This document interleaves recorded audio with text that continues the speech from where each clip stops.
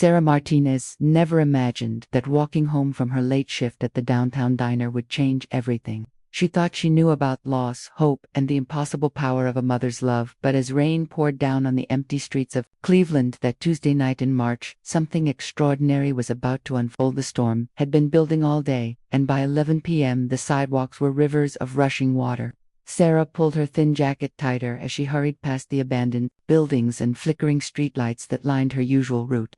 Home, she was exhausted after pulling double shifts for 3 weeks straight, trying to save enough money for her own apartment, but tonight felt different somehow, charged with an energy she couldn't quite explain. That was when she saw him huddled against the brick wall of an old warehouse was a small figure barely visible in the darkness, a boy maybe 7 or 8 years old, wearing nothing but a torn t-shirt and jeans soaked through from the relentless rain. His small body was shaking violently from the cold, and when Sarah got closer, she could hear the soft whimpering sounds of a child who had given up hope. Without hesitation, Sarah rushed toward him, her heart breaking at the sight of this vulnerable little boy alone and freezing in the storm. "Hey, sweetie," she called out gently, kneeling down beside him. "What are you doing out here? Where are your parents?" The boy looked up at her with wide, frightened eyes that seemed to hold secrets far too heavy for someone so young. He didn't speak, just continued to shiver as Sarah quickly removed her jacket and wrapped it around his tiny shoulders.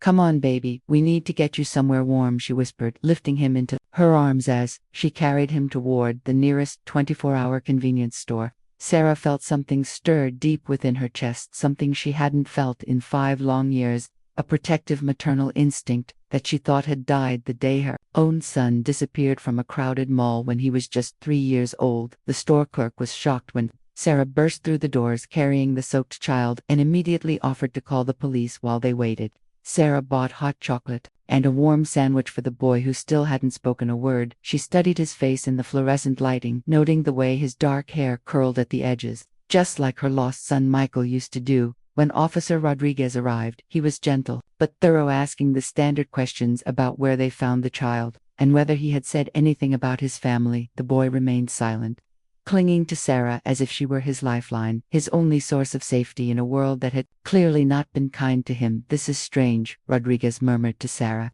After 40 minutes of trying to get the boy to communicate, usually kids this age at least give us a name or ask for their mom, but this little guy seems traumatized. "We are going to have to take him to child services until we can figure out who he belongs to." Sarah felt her heart clench as she watched the officer prepare to take the boy away. She knew she had no legal right to keep him, but something deep inside her was screaming that this child needed her, specifically that fate had brought them together for a reason. "Officer," she said carefully, "I know this might sound crazy, but I have experience with traumatized children. I lost my own son 5 years ago, and I understand what it's like when a child is scared and alone. Could I possibly foster him temporarily, just until you find his family?" Rodriguez looked at Sarah with kind but skeptical eyes. "I appreciate your wanting to help, ma'am, but we have procedures and protocols. This boy needs professional care and evaluation at the state facility." As they prepared to leave, Sarah knelt down one more time to say goodbye to the silent child. She gently brushed his wet hair from his forehead and whispered, "Everything is going to be okay, sweetheart. I promise someone is going to take good care of you." But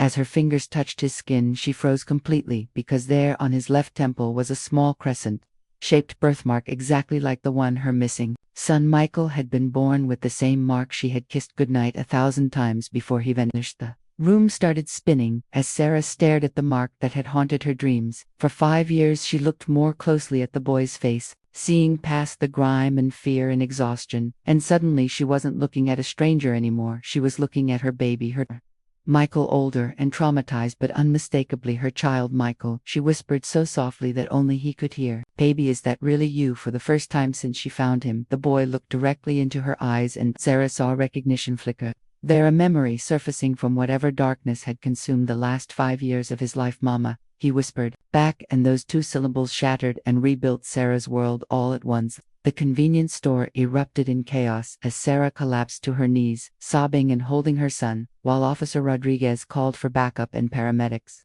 The store clerk stood frozen with his mouth open, and customers who had wandered in started pulling out their phones to record what was clearly an extraordinary moment. This is impossible," Rodriguez kept saying as he tried to process what was happening. The missing child report from Michael Martinez was from 5 years ago. How could this be the same kid, and where has he been all this time? Sarah couldn't answer any of his questions through her tears. All she could do was hold her son and whisper apologies and promises and words of love that she had been saving up for 5 unbearable years. Michael clung to her with the desperate strength of a child who had forgotten what safety felt like but was slowly remembering. The next few hours were a blur of hospital examinations, police interviews, and social worker evaluations. Michael was severely malnourished and showed signs of prolonged neglect, but physically he was going to be okay. Mentally and emotionally, the road to healing would be much longer. Through broken sentences and painful memories, Michael slowly revealed that he had been taken by a woman who claimed to be his aunt and had been moved from place to place, never staying anywhere long enough to go to school or make friends. The woman who took him had struggled with addiction and mental illness, and Michael had often been left alone for days at a time. 2 weeks before Sarah found him, the woman had abandoned him at a truck stop 3 states away, telling him to wait for her return. That never came. Michael had survived by begging for food and sleeping wherever he could find shelter, slowly making his way back toward Cleveland because something deep inside told him that home was in that direction. The reunion made national news, and the story of a mother's intuition leading her to find her lost child captured hearts across America. But for Sarah, none of the attention mattered. All that mattered was that her son was home, and they could begin the long journey of healing together. First few months were incredibly difficult. Michael had nightmares and panic attacks. He was afraid to let Sarah out of his sight, and he struggled to trust that this time his safety was permanent. Sarah left her job to focus entirely on helping Michael readjust to normal life, and they both attended therapy to work through the trauma of their separation. Slowly, though love began to work its magic, Michael started smiling again. First, just small glimpses, but eventually the bright, joyful grins that Sarah remembered from his toddler years. He began to talk more, sharing memories from before his kidnapping and dreams about their future together.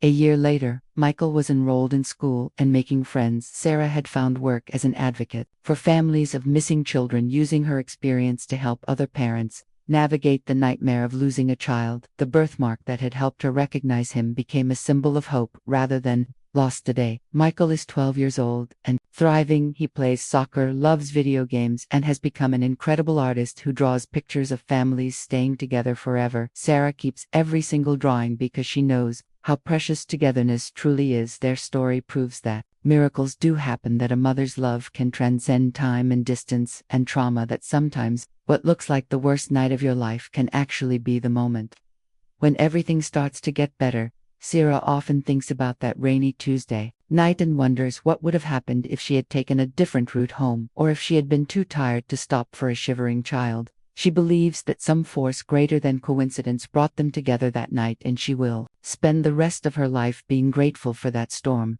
The scars from their 5 years apart will always be there, but they have become stronger together than they ever were before. Their bond, deepened by loss and strengthened by the miracle of finding each other again. Michael still has the jacket Sarah wrapped around him that night, and sometimes when he has bad dreams, he holds it close and remembers that his mama never stopped looking for him, never stopped loving him, and never gave up hope that they would be together again.